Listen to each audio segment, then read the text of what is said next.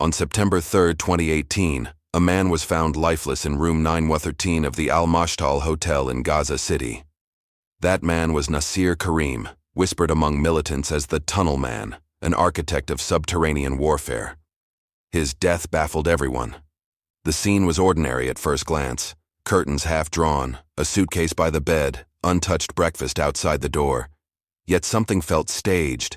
Hotel staff muttered about unseen visitors, silent corridors, and the eerie precision of an invisible hand. Nasir was no ordinary guest. He was Hamas's clandestine engineer, the mastermind of reinforced passageways burrowing beneath Gaza's borders. To his allies, he was a genius strategist. To his enemies, particularly Mossad, he was a shadow that needed erasing. The discovery spread like wildfire. Hamas operatives sealed the hotel within minutes, blocking journalists. Rumors swirled: poisoning, strangulation, staged heart attack. Each possibility carried the scent of espionage. Each theory pulled observers deeper into a maze of political murder and concealed agendas. This was not merely a death. It was a signal. A warning that the long arm of Israel's intelligence services had pierced deep into hostile territory. The mystery now was not whether Mossad was involved, but how they had done it.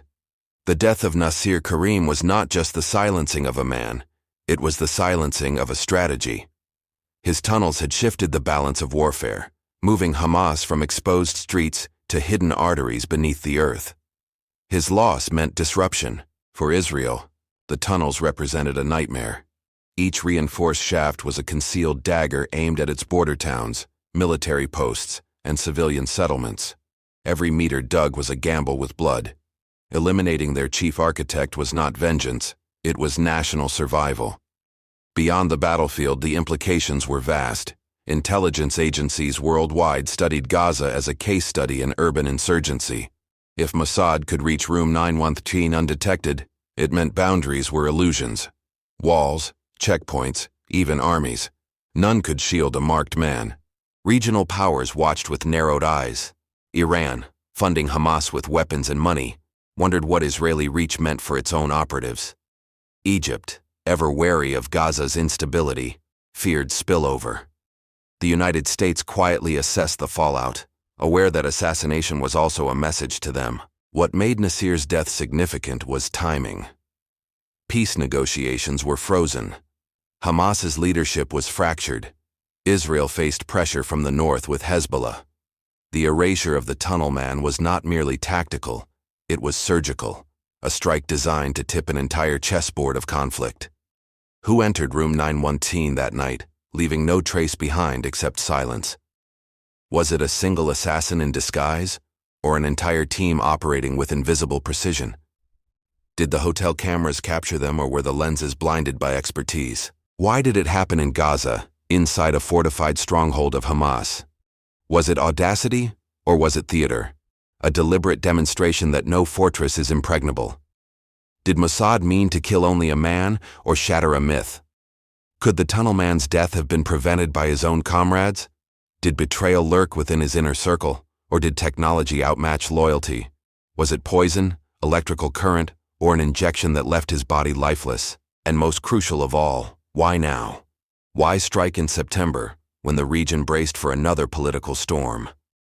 Was this an isolated operation, or part of a larger mosaic unfolding quietly across the Middle East's battlefields of shadows? Nasir Karim was born on March 11, 1974, in the narrow alleys of Gaza City's Shuja'iyya district, a neighborhood scarred by shelling and poverty. His childhood unfolded under the weight of blockades, air raids, and curfews that shaped his earliest memories. His family was large, traditional, and devout. His father, a tailor with rough hands and quiet dignity, stitched garments by candlelight when electricity failed. His mother balanced bread baking with whispered lessons of resilience, teaching her children that survival was itself defiance. From the start, Nasir displayed unusual patience. Unlike his brothers who sought football matches in crumbling streets, he sat with discarded radios, unscrewing them, peering at their insides. He was captivated not by play but by hidden mechanisms beneath the surface. School was both refuge and battlefield. Teachers noticed his gift for geometry, the way he could draw tunnels and bridges across margins of notebooks. Israeli incursions often interrupted classes, yet Nasir's sketches became more intricate each time. Even destruction sharpened his imagination. By adolescence, he was already known in his quarter as the boy who fixes things. Broken bicycles, snapped water pipes, tangled wires. Neighbors brought them to him. His hands learned improvisation. His mind learned efficiency. And his reputation began quietly spreading. Nasir Karim's ideology crystallized slowly, drawn from sermons in crowded mosques and whispers in coffeehouses thick with cigarette smoke. He saw Gaza as a cage, each blockade and checkpoint convincing him that resistance was not choice but sacred obligation. Yet unlike fiery preachers or militant leaders, Nasir was not theatrical. He believed silence was power. Friends recalled his calm presence, his tendency to listen longer than he spoke, always observing, always calculating. Emotion for him was carefully rationed. He carried peculiar habits. He avoided rich food, claiming heavy meals dulled clarity. He drank tea obsessively, sometimes brewing 4 cups through sleepless nights, sketching lines on graph paper under dim light. Sugar cubes stacked near him like miniature barricades. Despite his secretive life, Nasir adored puzzles. Wooden mazes, chessboards, even riddles scribbled by neighborhood children became his escape. For him, problem-solving was leisure and war practice alike. Every solved puzzle fed his conviction that ingenuity could outmatch brute force. This mixture of austere beliefs and quirky rituals set him apart. To followers, he was both ascetic and engineer, warrior and tinkerer. His ideology was hardened steel, but his personal quirks revealed a man whose world hinged on quiet precision. In Gaza's labyrinthine alleys, Nasir Karim was known as Al-Rajul al-Nafaq, the Tunnel Man. The nickname began as a whisper among fighters who watched him vanish underground for days, emerging dusty yet triumphant with blueprints etched into his memory. To comrades, the name carried reverence. To Israeli intelligence, it was a red flag, pinned to dossiers marked high-value target. Nasir himself accepted it with detached pride, seeing the title not as vanity, but as destiny's grim assignment. Children in Shujaia called him Uncle Pipes, laughing as he repaired leaking water lines with speed. He chuckled, but rarely lingered. His self-image rested not on neighborhood affection, but on the belief that he was Gaza's hidden architect. He once told a confidant, "I am not a soldier. I am a foundation. Soldiers crumble. Foundations endure." That self-conception, engineer rather than fighter, shaped his aura. He viewed himself not as a weapon, but the mind that enables weapons. The transition from neighborhood fixer to underground strategist began in the mid-1990s. Gaza's streets erupted with clashes after Oslo's faltering promises. Nasir, then in his 20s, saw broken accords not as mistakes, but betrayals, proof that survival required self-reliant resistance. He was drawn into Hamas through quiet invitations. At first his role was minor, mending electrical systems in safe houses, rewiring radios for secure transmissions. Yet every repair pulled him deeper into the movement's clandestine veins, where utility blurred into militancy. By 1998, Nasir was designing rudimentary escape routes beneath homes in Shujaia. These early tunnels were crude, damp shafts propped by scavenged wood. But they gave Hamas fighters cover during Israeli raids. For Nasir, Earth itself became weapon and shield simultaneously. He avoided frontline firefights, claiming his mind was sharper underground. Political leaders noticed his pragmatism. They praised his discipline, his ability to vanish when needed. Nasir's refusal of glory intrigued them. He sought no stage, only blueprints, and this anonymity proved invaluable. The final step into militancy came after Operation Defensive Shield in 2002. Images of destroyed homes hardened him. He vowed that Gaza's defenses must move beneath rubble, invisible yet invincible. From then, Nasir was no longer helper, but Hamas's subterranean visionary. The Israeli-Palestinian conflict was the crucible that forged Nasir Karim's life. Decades of displacement, occupation, and uprisings meant every child in Gaza inherited not just poverty, but a battlefield. For Nasir, this larger struggle was the backdrop of every decision. The First Intifada of 1987 introduced him to stone-throwing youths facing tanks. The Second Intifada, beginning in 2000, was bloodier, with suicide bombings and targeted assassinations. Each uprising hardened divisions, deepened wounds, and convinced groups like Hamas that negotiations were illusions. Gaza itself became a prison wrapped in barbed wire. The blockade imposed after Hamas seized power in 2007 suffocated its economy. Electricity blackouts, food shortages, and ruined infrastructure created desperation. Nasir's tunnels were not only for war, but for bread. Israel viewed Hamas as an existential threat, especially its military wing, the Izz ad-Din al-Qassam brigades. Every rocket fired from Gaza provoked airstrikes, and every airstrike planted seeds for more rockets. A cycle of violence spun endlessly, grinding civilians between its wheels. Beyond the borders, regional conflicts intensified the stakes. Hezbollah in Lebanon mirrored Hamas's tactics. Iran funneled cash and arms into Gaza. Egypt struggled to balance its treaties with Israel and its volatile frontier with Hamas. Each nation's move shifted pressure inside Gaza's crucible. Israel stood as the relentless adversary. Successive governments viewed Hamas as a hydra whose every head must be severed. To Israeli intelligence, figures like Nasir Karim were not just engineers, but architects of existential danger, and thus elimination became strategic necessity. Iran, meanwhile, became Hamas's principal patron. Through covert networks, Tehran funneled money, weapons, and expertise. For Iran, Gaza was a proxy front, a pressure point against Israel. Nasir's tunnels served not only Hamas, but also Iran's vision of regional leverage. Egypt occupied a paradoxical role.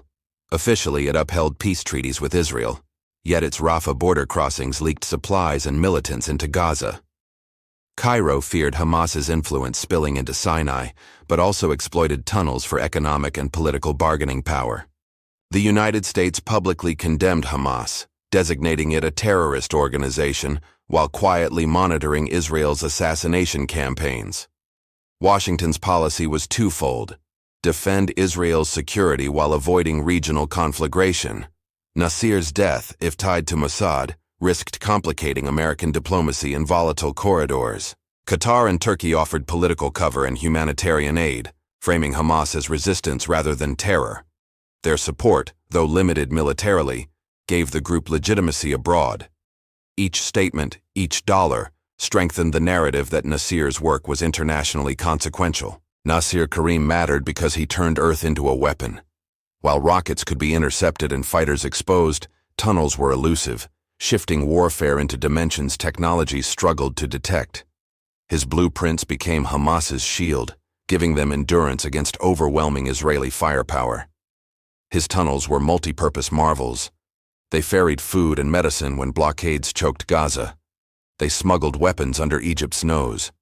They provided surprise entry points for raids inside Israel. Each tunnel blurred the line between humanitarian artery and military dagger. For Hamas leadership, Nasir symbolized independence. He proved that Gaza could out-engineer its isolation, bending terrain to its will. Every successful excavation elevated him within the movement, until whispers suggested his tunnels were as valuable as the rockets themselves. To Israel, he was an intolerable risk. Intelligence officials argued that eliminating Nasir would not simply disrupt projects, but demoralize Hamas's infrastructure teams. His knowledge was irreplaceable, his methods difficult to replicate. Killing him was akin to severing a nerve in Hamas's body. On the international stage, Nasir became emblematic of asymmetrical warfare. Analysts in Washington, Cairo, and Tehran referenced his tunnels in think tank papers. His existence proved how one man's ingenuity could stretch conflict far beyond conventional battlefields, forcing governments to rethink counterinsurgency itself. Nasir Karim's first brushes with crime were not spectacular explosions or headline attacks. They were quiet experiments: illegal generators wired into Gaza's grid, smuggled copper coils hidden in crates, clandestine digging beneath curfews. Small infractions foreshadowed far darker ambitions taking shape underground. By 1999, Israeli intelligence flagged his activities. Informants reported a young engineer gathering explosives knowledge. Arrest came swiftly, during a raid on his Shuja'iyya workshop. Soldiers found pipes, detonators, and maps. For Israel, this was evidence of militancy. For Hamas, it was recruitment material. Nasir's first imprisonment was brief, a 6-month sentence that served as initiation rather than deterrent. Inside Israeli detention, he encountered seasoned militants who recognized his talent. They urged him to refine his skills, planting seeds that prison could not contain. Upon release, surveillance intensified. Yet Nasir adapted, avoiding flashy operations. He cloaked himself as a technician repairing water pumps, but beneath the disguise he expanded his knowledge of explosives and tunneling. Each arrest attempt revealed his growing ability to vanish into Gaza's shadows. By the early 2000s, he was no longer merely a tinkerer caught bending wires. He was a strategist in gestation, marked by authorities as a repeat offender. Each arrest hardened him, each interrogation refined him, and each release deepened his resolve. Nasir's second arrest in 2002 plunged him into harsher conditions. Transferred to Ashkelon prison, he endured interrogations described by former cellmates as relentless. Sleep deprivation, blinding lights, and hours of questioning carved deep scars, but they also sharpened his resistance. Claims of torture circulated among Hamas circles. Supporters whispered of beatings and electric shocks, of psychological tricks designed to shatter resolve. Israeli authorities denied systematic abuse, yet every rumor magnified Nasir's stature, transforming him from prisoner into emblem of defiance. Inside confinement, he developed coded communication systems. He taught inmates to pass notes in folded bread, to scratch tunnel diagrams into soap. Each survival trick reinforced his legend, an engineer adapting even captivity into an extension of warfare. By his release in 2004, Nasir emerged hardened, convinced that Israel's prisons were universities of resistance. What was meant to break him instead became crucible. Torture, whether real or embellished, was recast by Hamas as proof that the tunnel man could not be bent. After his 2004 release, Nasir Karim was quickly absorbed into the Izz ad-Din al-Qassam brigades, Hamas's military wing.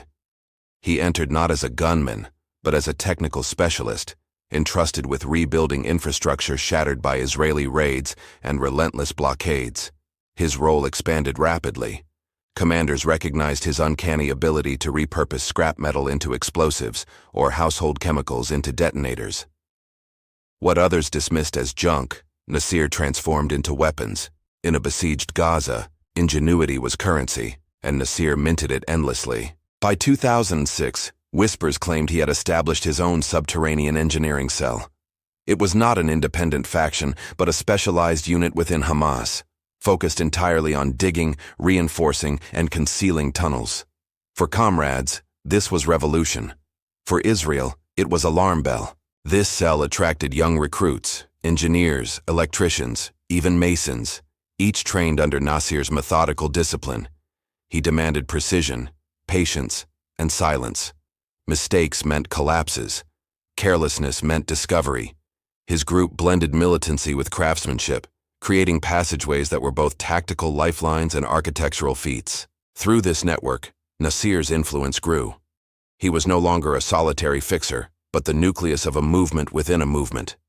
Hamas valued his unit not for spectacle, but sustainability. He was building continuity underground while battles raged above. By 2007, Nasir's tunnels were no longer primitive hideouts. They became arteries of smuggling, carrying rifles, explosives, even livestock beneath Gaza's sands. Every successful passage undermined Israel's blockade, bolstering Hamas's arsenal and turning Nasir into the unseen architect of Gaza's lifeline. Kidnapping soon followed. In June 2006, Corporal Gilad Shalit was captured through a cross-border tunnel raid, an operation later attributed to Nasir's designs. The abduction electrified Hamas's ranks, proving tunnels could deliver leverage far beyond rockets. Hostages were bargaining chips with global weight. Killings amplified his reputation further. Fighters emerging from Nasir's shafts ambushed Israeli patrols, vanishing underground before retaliation arrived. These attacks spread fear disproportionate to their scale. Israel realized they were not just battling militants, but facing an underground ghost war led by one man. Nasir's methods blurred warfare with survival. He justified smuggling food beside rifles, arguing both sustained resistance. He claimed kidnappings were not brutality, but negotiation. To his followers, he was strategist and provider. To his enemies, he was murderer cloaked in engineering blueprints. By 2010, tunnels bore his unmistakable signature: reinforced arches, hidden exits, air vents disguised as wells. Each success emboldened Hamas. Each failure tightened Israel's crosshairs. Nasir was no longer anonymous. He was an insurgent engineer whose fingerprints stained blood and sand alike. On June 25, 2006, Nasir's tunnel delivered its most infamous outcome: the capture of Corporal Gilad Shalit. Fighters emerged near Kerem Shalom crossing, killing 2 soldiers and vanishing underground with Shalit. The abduction stunned Israel and cemented Nasir's reputation as mastermind. In 2008, during Operation Cast Lead, Israeli tanks rolled into Gaza. Nasir's tunnels enabled ambushes in Zaytun and Shuja'iyya. Fighters surfaced behind armored columns, launching RPGs before melting back into the earth. For military planners, tunnels multiplied Hamas's reach exponentially. By 2012, his network expanded near Rafah. Egyptian authorities uncovered dozens of shafts smuggling weapons from Sinai. Intelligence reports tied most directly to Nasir's designs, citing reinforced concrete linings and concealed entrances. Cairo protested publicly while quietly tolerating tunnels for economic kickbacks. In 2014, during Operation Protective Edge, Israeli forces discovered dozens of cross-border tunnels. One reached Kibbutz Nahal Oz, where Hamas fighters killed 5 Israeli soldiers. Forensics later matched architectural signatures to Nasir's methods: precise measurements, ventilation shafts, and structural reinforcements characteristic of his style. Each incident escalated the stakes. What began as local engineering now dictated regional strategies. Every raid, every abduction, every ambush whispered the same truth. Room 913's occupant was not an anonymous militant. He was Gaza's subterranean general, orchestrating war beneath Israel's feet. By 2010, Nasir Karim's name circulated across classified cables in Washington, Tel Aviv, and Cairo. He was no longer a shadow in Gaza's alleys. He was a code name on most wanted rosters, his tunnels threatening entire border strategies and regional stability. Israeli intelligence placed him among their top priorities. Dossiers labeled him architect of subterranean war. Satellite images and intercepted calls attempted to track him, yet Nasir's underground lifestyle outpaced surveillance. Each failed lead only sharpened Israel's determination to neutralize him permanently. The United States listed Hamas as a foreign terrorist organization, and by extension, Nasir was tagged an international outlaw. Think tank reports in Washington mentioned him obliquely as key technical operative. His work became case studies in asymmetrical warfare strategy. Egypt considered him a destabilizing force, suspecting his tunnels of enabling insurgents in Sinai. Officials publicly condemned smuggling while privately studying his methods. To them, Nasir was both threat and teacher, a cautionary tale of how engineering could destabilize entire frontiers. Within Hamas, his notoriety was paradoxical. Revered for his skill, yet dangerous for drawing Israeli focus, Nasir's survival became a symbol of divine protection. Each year he lived, propaganda posters amplified his myth. Yet legends also paint targets, and his legend blazed brightly. The first serious attempt came in 2011. An Israeli drone tracked a convoy near Rafah. Missiles struck 2 vehicles, reducing them to flaming husks. Nasir, traveling separately on a motorcycle, escaped. Hamas hailed it as divine providence. Israel seethed at failure. In 2013, intelligence reported that Mossad agents laced supplies moving through a tunnel with slow-acting toxin. Several Hamas operatives sickened, but Nasir survived untouched. Rumors swirled he had switched his food, wary of betrayal. The incident deepened his paranoia. By 2015, Israeli commandos staged a night raid near Khan Yunis. Gunfire erupted inside a suspected tunnel shaft. Reports claimed Nasir slipped away through a concealed exit, vanishing beneath the sand as if the earth itself conspired to shield him. 2 years later, in 2017, explosions ripped through a tunnel entrance minutes after Nasir had inspected it. Witnesses swore he walked away calmly, dust clinging to his beard. For Israel, the near miss was infuriating. For Hamas, it cemented his myth. Each attempt revealed lessons. He altered routines, never sleeping twice in the same safe house, never driving predictable routes. He trusted few, shunned crowds, and tested meals with meticulous care. Survival became ritual. Assassination loomed like weather, inescapable yet constantly evaded by his precision. By 2018, even Hamas leaders whispered that Nasir's survival was borrowed time. Each assassination attempt grew closer, each near miss tighter. Legends painted him untouchable, yet whispers hinted that Mossad's patience was eternal, and its reach extended beyond borders, beyond walls. Intelligence analysts described him as a walking countdown. His importance made him indispensable, but indispensability breeds vulnerability. Every tunnel he designed, every operation he enabled, added weight to the target painted on his back. Escape routes narrowed to inevitability. In Gaza's streets, children still called him Tunnel Man. Fighters still looked to him for plans. But behind closed doors, allies wondered not if Mossad would strike, but when, and whether his death would collapse their fragile subterranean empire. In late August 2018, flights arrived quietly at Cairo International Airport. Among ordinary travelers were men and women carrying false passports, European identities crafted in Tel Aviv's deepest vaults. Their luggage carried no weapons, only disguises, electronics, and the patience of hunters. They traveled separately, blending into the tide of tourists, aid workers, and journalists.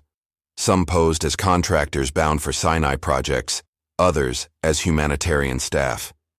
Each carried fragments of the mission, unaware of the full picture beyond coded instructions. Crossing into Gaza required choreography.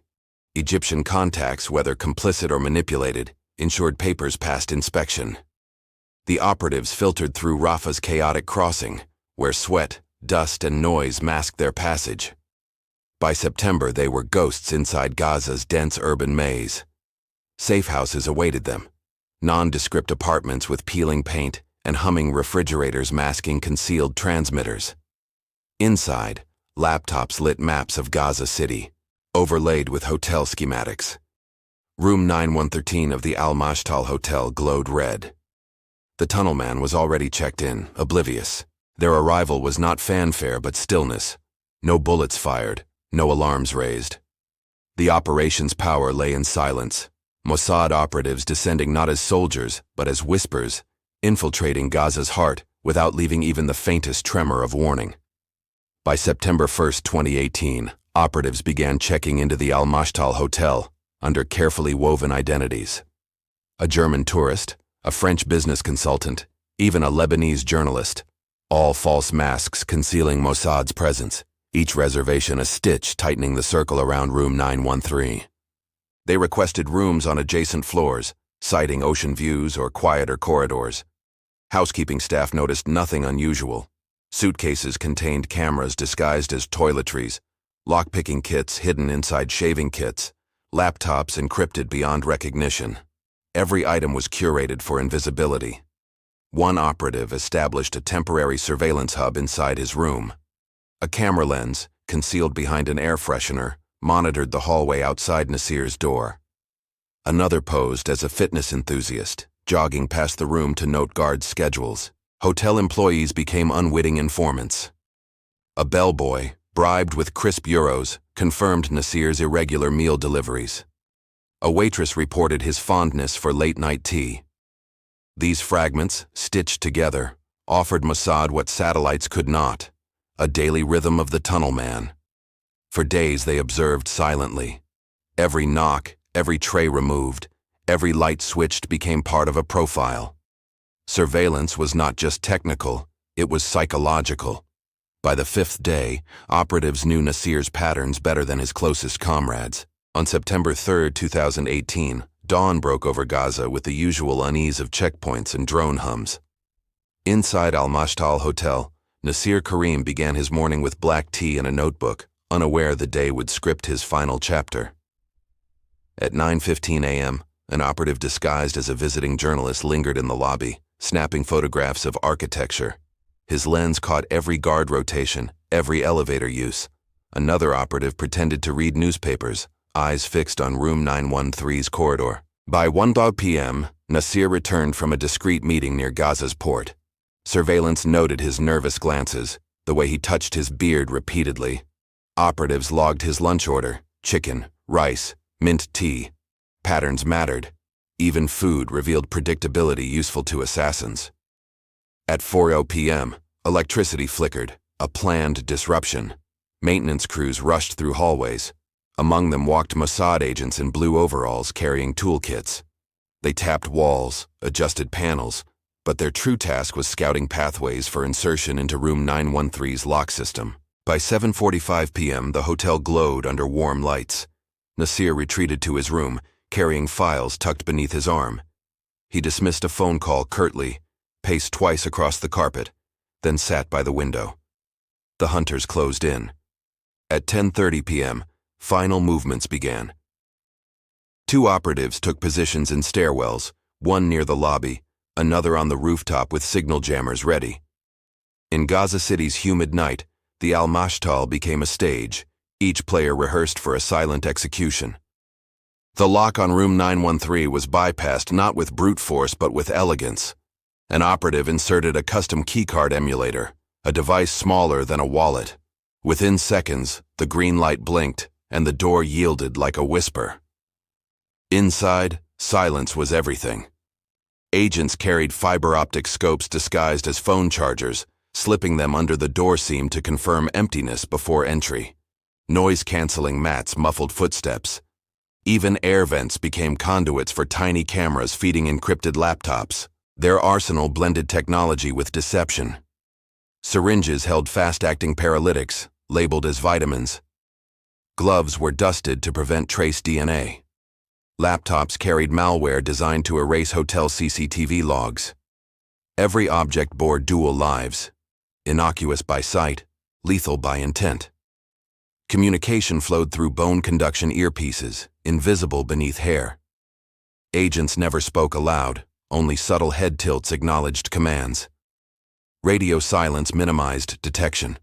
A rooftop jammer severed cell signals temporarily, freezing outside surveillance while operations inside room 913 unfolded unhindered. This was not Hollywood violence. It was bureaucracy turned surgical. Locks, wires, chemicals, disguises, all curated by a state that turned assassination into administration. Mossad's strength was not firepower, but detail, the ability to erase lives as efficiently as signatures. At 11:02 p.m., a hotel cleaner wheeled her cart toward room 913.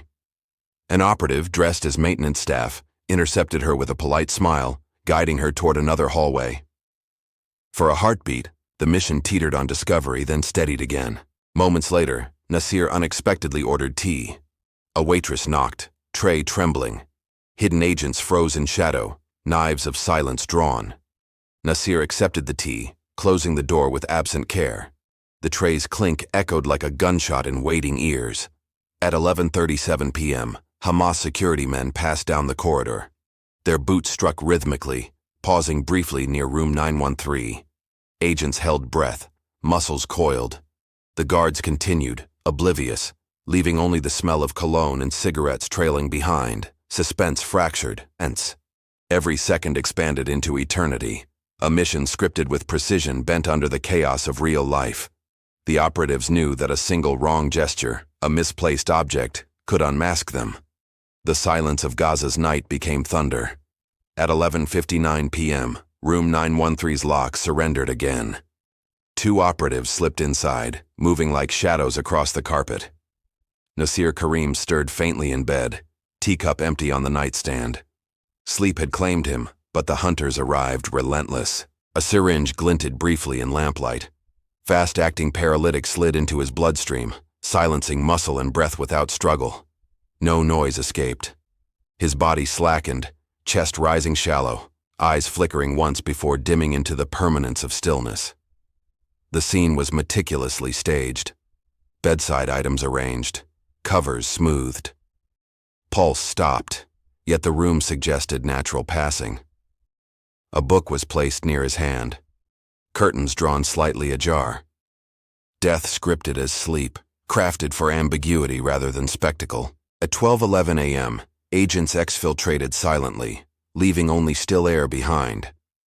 Nasir's reign beneath Gaza's sands ended not in battle or explosion, but in curated quiet.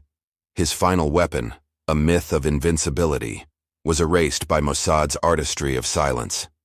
At dawn on September 4, 2018, hotel staff knocked gently on room 913's door. Breakfast remained untouched. Concern turned to dread when a master key opened the lock. Inside, Nasir Karim lay motionless, body arranged in unsettling tranquility. The first response was confusion.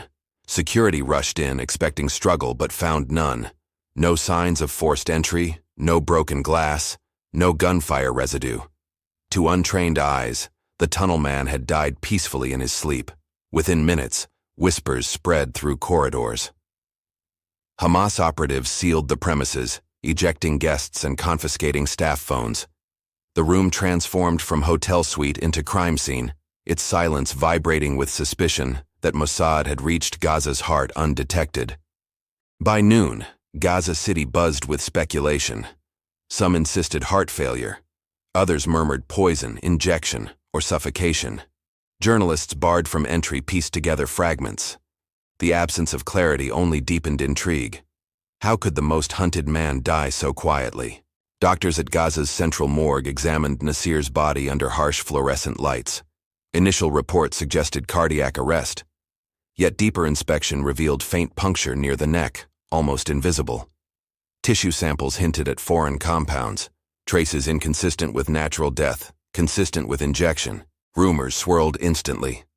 Hamas claimed poison, citing history of Mossad's chemical assassinations. Israeli officials denied involvement, dismissing evidence as speculative.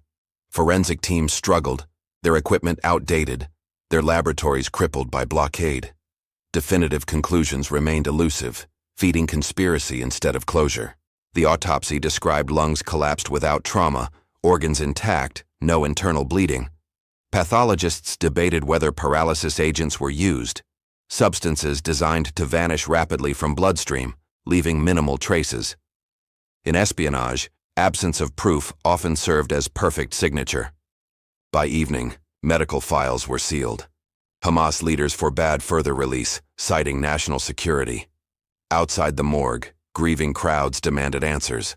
The tunnel man's body lay shrouded, both evidence and enigma. Science had spoken in whispers, but whispers were drowned by suspicion. Hotel managers reluctantly released security footage. At first, nothing seemed extraordinary. Blurred figures in hallways, guests entering rooms, cleaners pushing carts. But investigators noticed patterns, faces recurring on different floors, guests with inconsistent luggage, strangers leaving before dawn without checking out. One man appeared as German tourist Hans Müller. Another registered as French consultant Pierre Laurent. Cross-checks revealed the passports authentic in appearance, but fraudulent in issuance. European governments soon disavowed the documents, furious that their identities had been weaponized. Analysis uncovered meticulous choreography. Suspects never moved together yet appeared within overlapping frames around room 913. Some carried small toolboxes, others laptops. Each seemed ordinary alone. Together, they resembled a net tightening around Nasir during his final days. Leaked still images circulated through regional media. Faces of operatives stared from front pages across Gaza and Cairo. Diplomatic embassies fielded angry calls. Citizens demanded answers. How had Mossad so brazenly hijacked sovereign identities, turning passports into instruments of assassination? The scandal rippled outward. Britain, Germany, and France condemned the misuse. Israel issued neither confirmation nor denial, retreating into silence. Yet every denial only reinforced suspicion. The CCTV tapes, grainy yet damning, told a story officials refused to acknowledge openly. The discovery of forged passports ignited diplomatic fury. European capitals summoned Israeli ambassadors, demanding explanations. Public condemnations framed the assassination as reckless violation of sovereignty. Privately, intelligence officials admitted grudging admiration for Mossad's precision, even as governments denounced the brazen abuse of international trust. Qatar and Turkey amplified outrage, branding Nasir Karim a martyr of resistance. Iranian media seized the narrative, broadcasting his funeral footage alongside fiery editorials. For Tehran, the killing was evidence that Israel's shadow wars stretched into every Arab stronghold unchecked. Egypt walked a delicate line. Officials condemned the assassination publicly, while tightening surveillance along Rafah privately, wary of further exposure. Cairo feared destabilization more than Nasir's death, calculating responses carefully to avoid becoming entangled in Mossad's invisible battlefield. The United States remained cautious. Statements emphasized Israel's right to self-defense while urging restraint. Leaked cables suggested Washington knew in advance of Mossad's pursuit, but distanced itself diplomatically. The assassination deepened regional polarization, reinforcing perceptions of Gaza as laboratory of clandestine conflict. For Israel, fallout was anticipated. Ambassadors weathered expulsions, critics shouted in parliaments, yet Mossad's silence spoke louder. In intelligence circles, the operation was declared success. Target eliminated, legend dismantled. In political arenas, denials became the price of victory purchased in shadows. Behind the operatives, behind the disguises, stretched an invisible hierarchy, the phantom bureaucracy. Mossad was not simply agents in corridors, it was clerks approving budgets, technicians forging passports, analysts sifting intercepted calls. Assassination was paperwork, stamped forms hidden beneath national security seals. This machinery thrived on anonymity. No single decision carried fingerprints. Layers of authorization blurred accountability, ensuring leaders could deny involvement. The bureaucracy functioned like a shadow parliament, its committees voting silently on who would live and who would disappear. History whispered similar tales. The same invisible empire orchestrated strikes in Paris, Dubai, Beirut. Each operation bore the mark of unseen administrators who turned intelligence into policy, policy into missions, missions into death, staged as coincidence. Bureaucracy masked blood. For Nasir Karim, room 9113 was his end.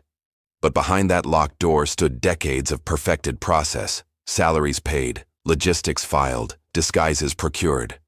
Mossad's true strength lay not in assassins' hands but in clerks' pens moving across classified paper. They were not soldiers in uniform but phantoms in plain clothes. Mossad's elite units, Kidon, Caesarea, Metzada, were whispered like ghost stories. Each team carried a reputation as sharp as any blade, their missions stitched across decades of silent warfare. Kidon, the strike unit, specialized in close-quarter eliminations. Caesarea managed surveillance, weaving electronic nets invisible to their prey. Metzada orchestrated sabotage, making accidents appear inevitable. Together, these invisible legions moved like mythic archetypes, hunter, watcher, saboteur, operating beyond borders and beyond law. To outsiders, they were nameless faces on forged passports. To insiders, they were craftsmen of assassination, bound not by glory, but by procedure. Their anonymity was armor, their mobility weapon. Where governments hesitated, these legions acted with mechanical certainty. Every mission left echoes. Burnt cars, poisoned drinks, vanishing bodies. Yet the operatives themselves dissolved into fog, unrecorded, unrewarded. They were the state's silent chorus, sustaining Israel's doctrine that enemies could be touched anywhere, anytime, without warning and without footprint. In 1973, Mossad pursued Black September operatives across Europe after the Munich massacre. One night in Lillehammer, Norway, a Moroccan waiter was mistaken for a terrorist.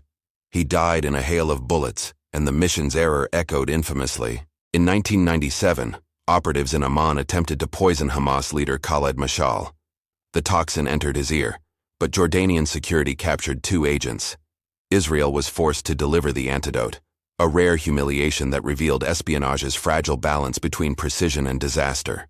In 2010, Dubai police unraveled the killing of Mahmoud al-Mabhouh. CCTV footage caught operatives disguised as tennis players, tracking him through corridors. Forged passports sparked global outrage, yet Mossad's message was unmistakable. Even luxury hotels offered no sanctuary. Each mission left questions unanswered. Who approved the hits? How many failures lay buried in silence? The ghosts of past operations hovered around Nasir Karim's death, reminding the world that assassinations are never isolated. They are chapters in a long, unfinished ledger of vengeance. At the highest level sat men in suits, leaders cloaked in rhetoric. They spoke of security, of deterrence, of justice. Yet behind speeches lingered signatures authorizing silent deaths, turning individuals into expendable pieces upon a geopolitical chessboard. They were not omnipotent gods, but flawed masters pulling strings. Their triumphs demanded denial, their failures demanded silence. In their world, morality bent beneath necessity. For Nasir Karim, destiny was not decided in Gaza's streets, but in hidden chambers, where leaders played puppeteers of life and death. Nasir Karim's funeral unfolded in Gaza, under sweltering September sun. Thousands poured into Shujaiya's streets, chanting his name. Draped in green flags, his body was paraded aloft, shrouded not only in cloth, but in myth. The tunnel man became martyr. Hamas leaders seized the moment. Speeches framed his death as divine test, a wound demanding resistance.